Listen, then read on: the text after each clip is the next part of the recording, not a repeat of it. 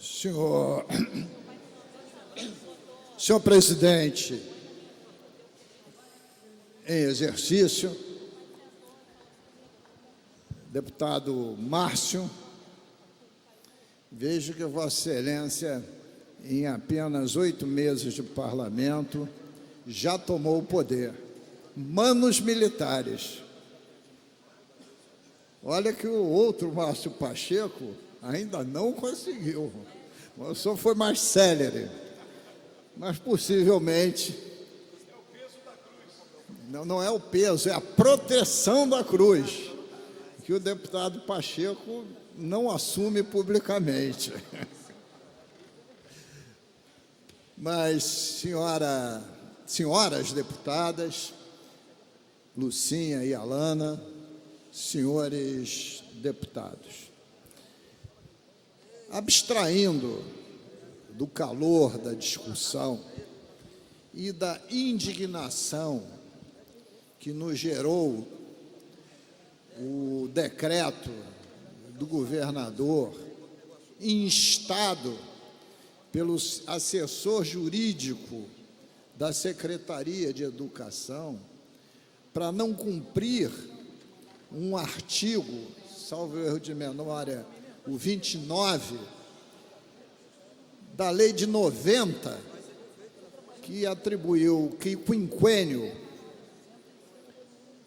aos funcionários da educação,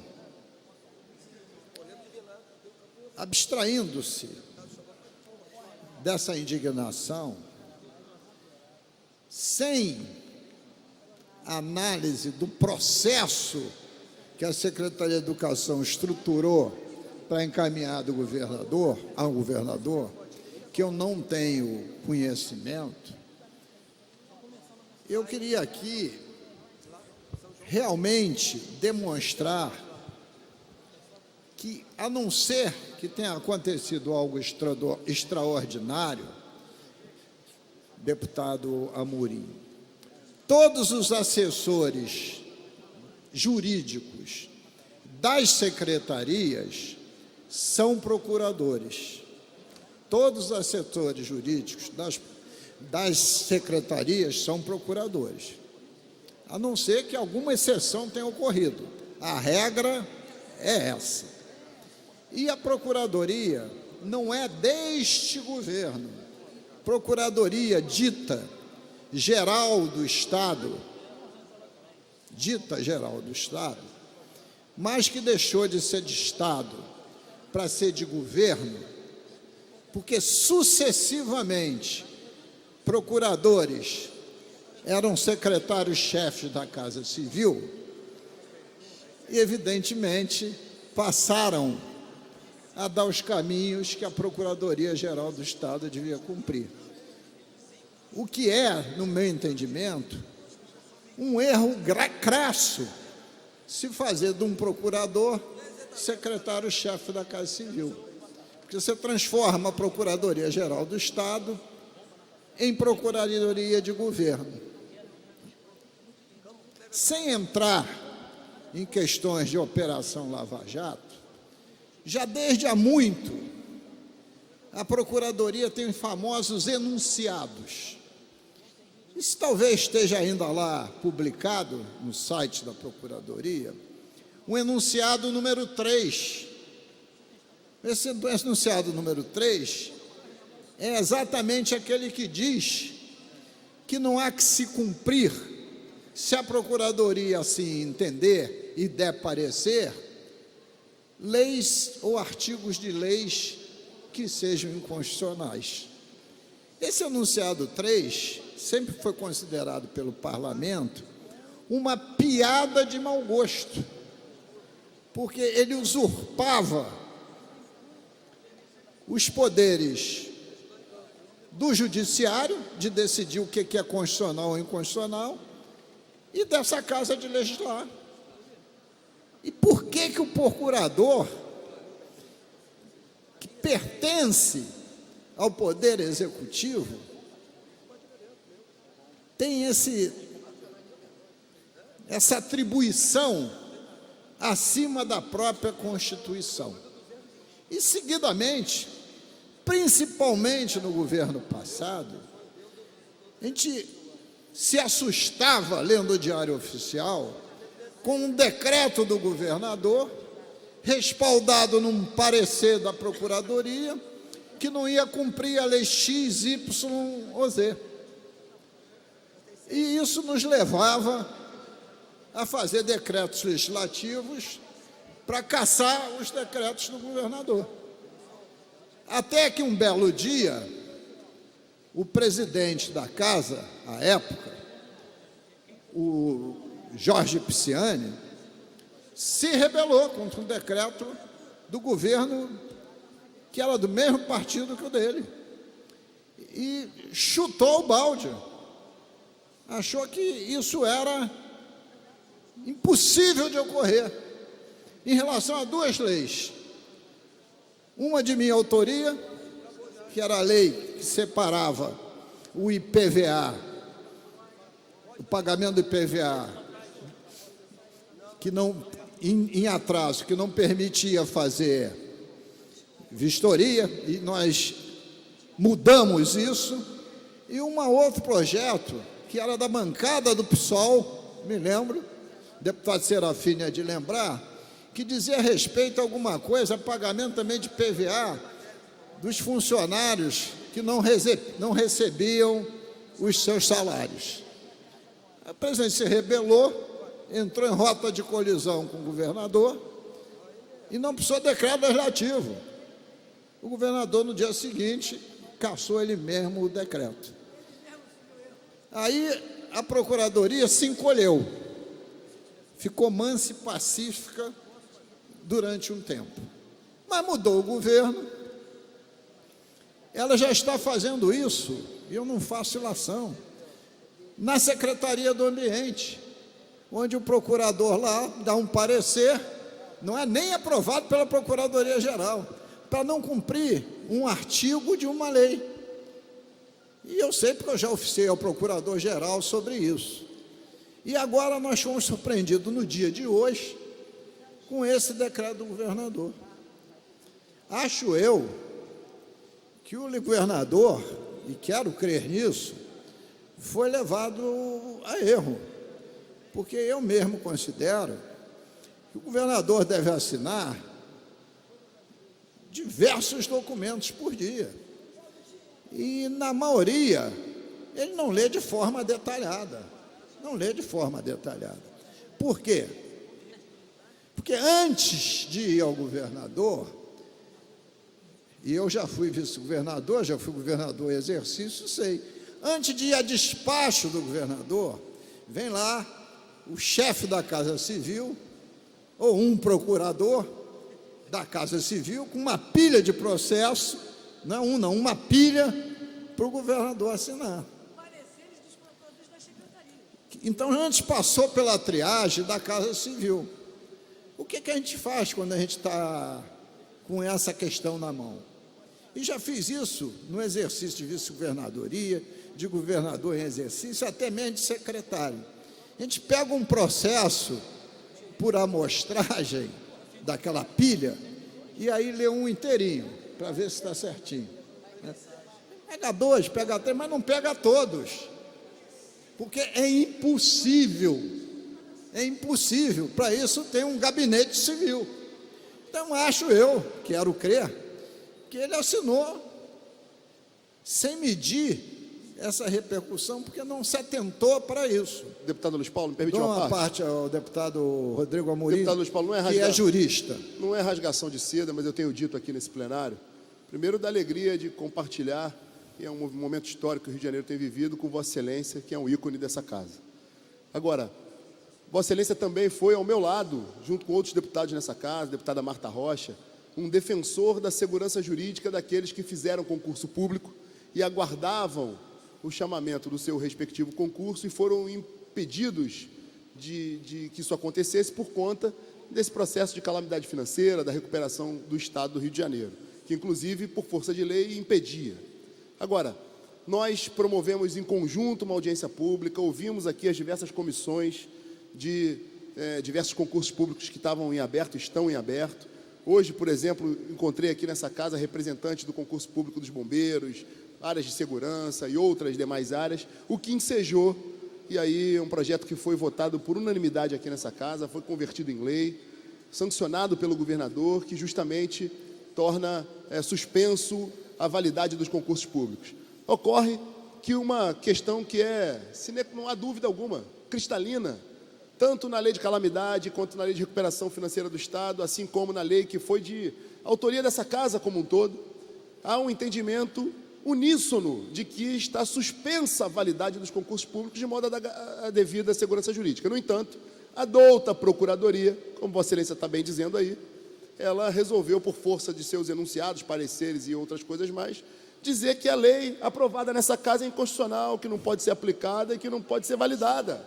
Ora, é um esforço desse parlamento, e não obstante ao viés ideológico, todos os partidos aqui, partidos de esquerda, partidos, a bancada do PSL, a maior bancada dessa casa, assim como os demais partidos, conduzidos num discurso meu, de Vossa Excelência, a deputada Marta Rocha e outros deputados dessa casa, aprovamos por unanimidade, o governador sancionou, e a douta PGE está questionando a validade do que essa casa produz. Então, ratifico as suas palavras, parabéns pelo posicionamento, e, de fato, essa casa precisa tomar uma atitude a respeito.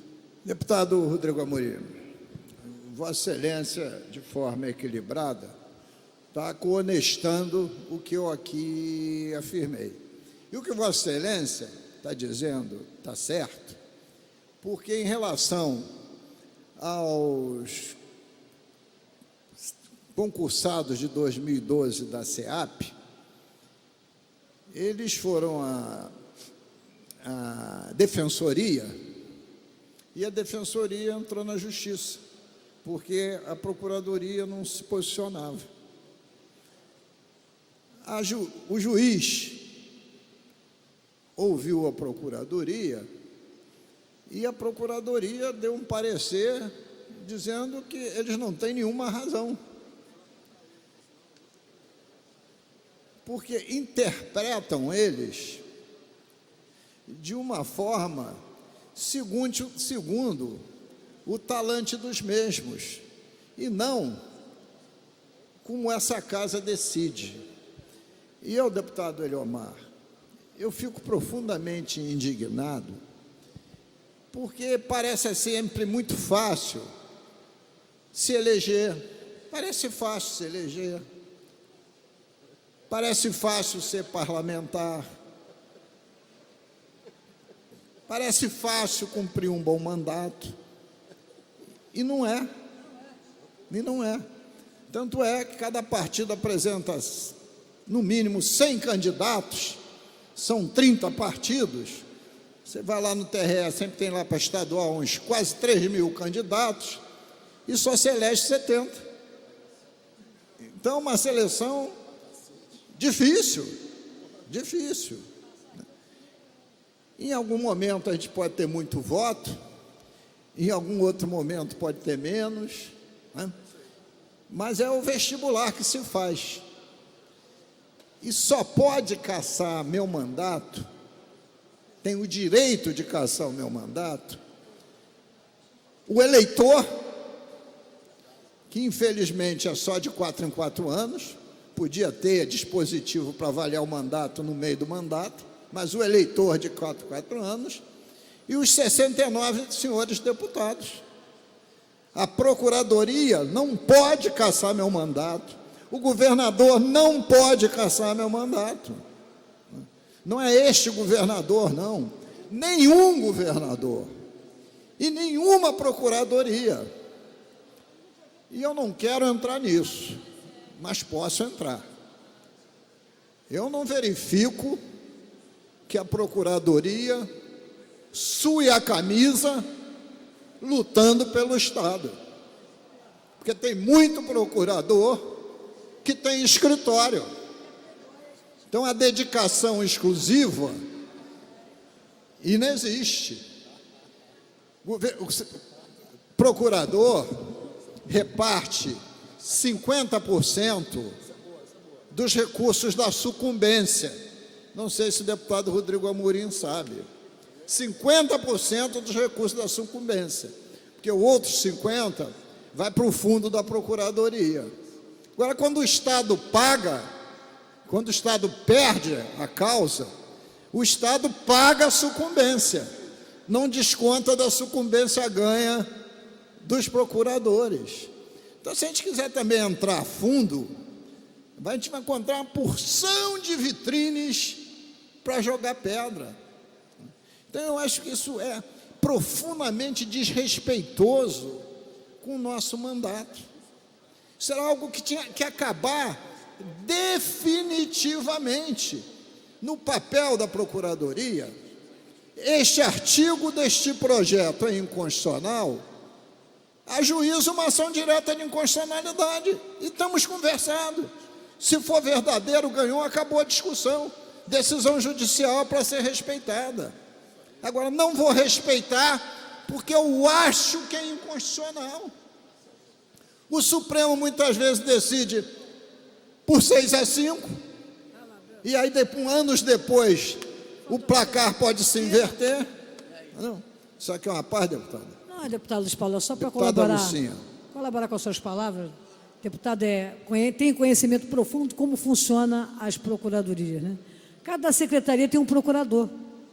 Esse procurador que teria que zelar para que o governador não cometesse esse erro brutal como foi essa, dele querer usurpar um direito que é nosso, de uma lei de 1990. Então, deputado Luiz Paulo, nós sabemos que tem muito procurador que é playboy, que só trabalha meio expediente, porque vai para o escritório dele, só sabe disso. O senhor foi vice-governador, trabalha 2 vezes na semana para o Estado e 3 vezes na semana ele trabalha no escritório dele particular, e ganha muito.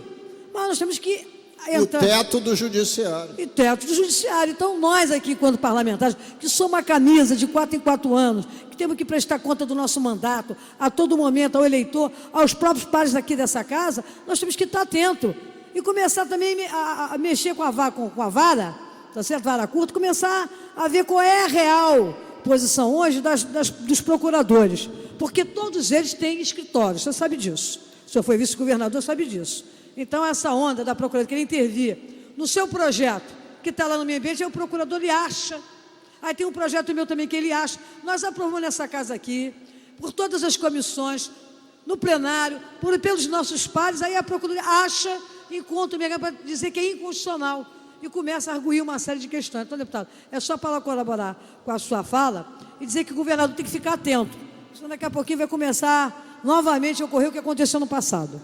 Para concluir, senhor presidente Márcio Gualberto, eu gostaria que a nossa douta Procuradoria-Geral do Estado, nessa crise fiscal sem precedente que nós vivemos, que ela 24 horas por dia, todos os dias da semana, ela se dedicasse a cobrar os 104 bilhões de reais de dívida ativa, que só faz aumentar a cada ano.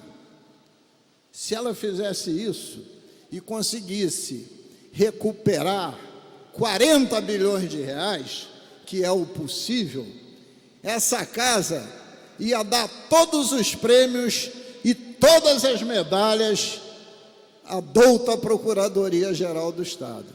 Mas, enquanto isso não ocorrer, e enquanto a Procuradoria quiser caçar os nossos mandatos, nós não vamos permitir, sob hipótese alguma. Muito obrigado, senhor presidente.